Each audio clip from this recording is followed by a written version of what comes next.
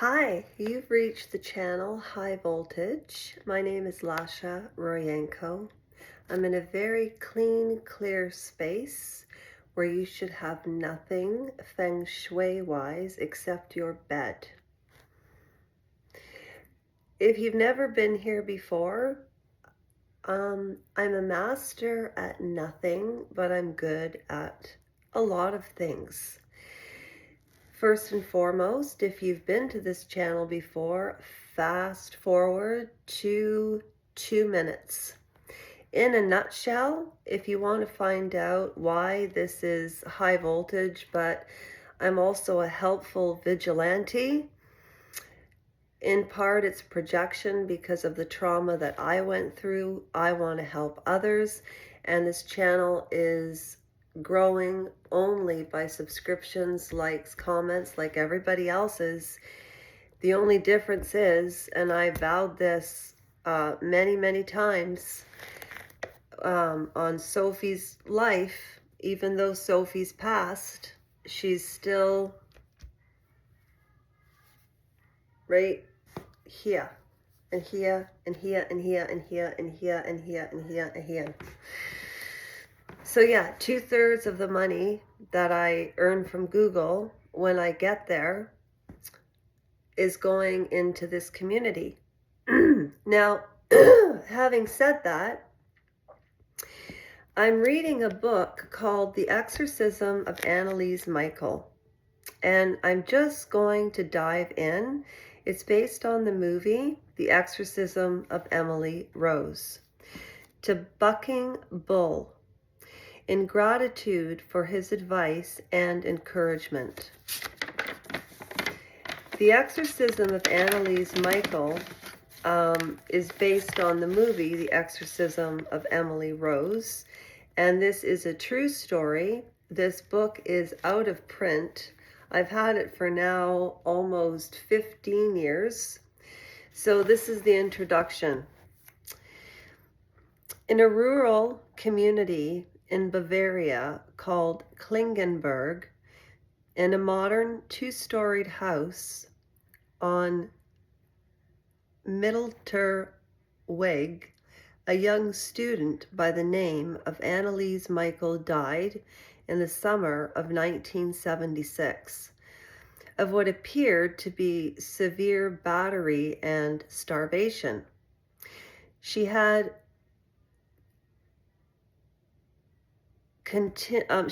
contusions on her face, arms, hands, legs, and was frighteningly emaciated.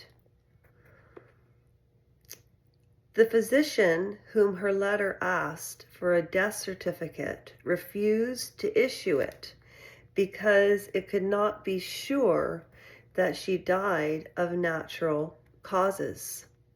So a physician said this. A priest who had called the district attorney's office in Aschaffenburg the same day spoke of demonic possessions, possessed by demons. In response to their request, and with the official permission of the Bishop of Weisberg, Dr. Joseph Stangl, 2 priests carried out a ritual of exorcism. It was done in total secrecy and lasted for months up to the time of Anneliese's death.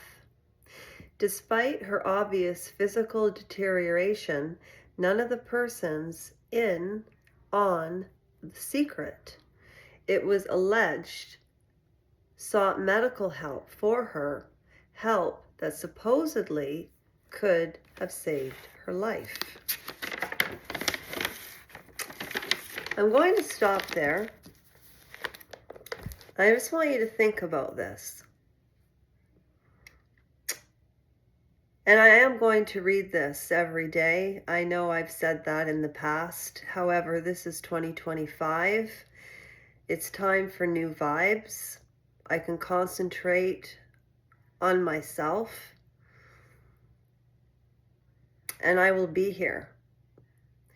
I'm very nervous going live lately since Sophie passed, and I'm just being honest, but I want you to think about two possibilities.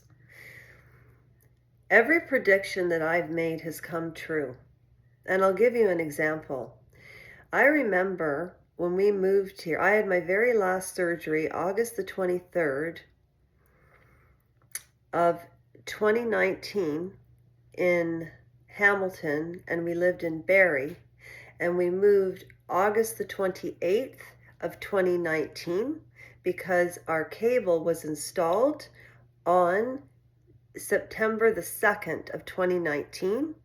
I went to Vancouver November the 17th to December the 3rd. My belongings came back around the 19th of December. I got COVID January the 10th of 2020.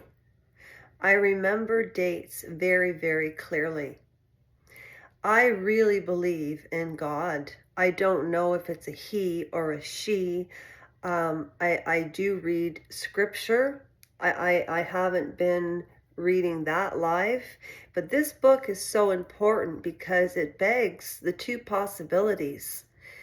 We are either alone and there is no God and no hell and no purgatory and no faith, or we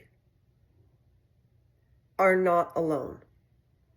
And either perspective in the universe, either being alone or not alone, is a really, like, to me, it's fascinating. And then there's the physics aspect of it. There's different religions, but my main purpose of telling you about those dates is I said, Mother, there's something spiritual that's going to change the planet's consciousness. It's coming. I don't know what it is. I said, but if I don't get my belongings back now, and it was 10 years, 10 years. I didn't have my own bed. And I'm not a victim and I'm not a survivor. Okay? It takes two to tango.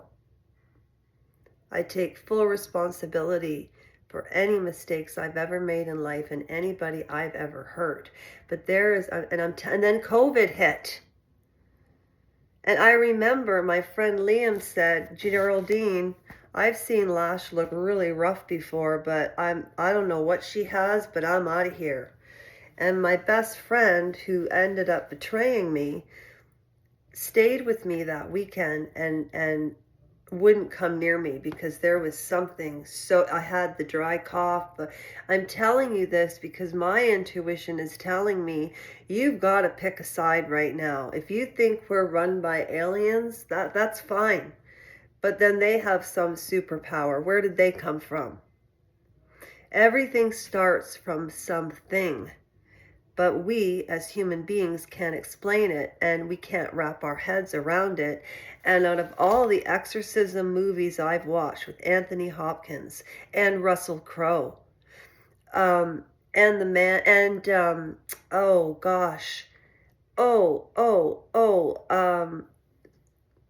something about Susan, Patricia Arquette in Stigmata. You either believe or you don't, because you can't split yourself in two. This book leaves you with, it's a very ambiguous ending, but you have to pick a side. And whatever side you land on in this community and in the world, it should be fine. But it's more spiritual. I will give you my contention of what I believe, because maybe my beliefs have changed since the last time I read it. Because as I always say from that movie Elegy with Ben Kingsley and Penelope Cruz, that one line, when you read a book and you read it 10 years later, are you going to have the same perspective? I will leave you with that, and I will see you tomorrow, and God bless everybody, okay?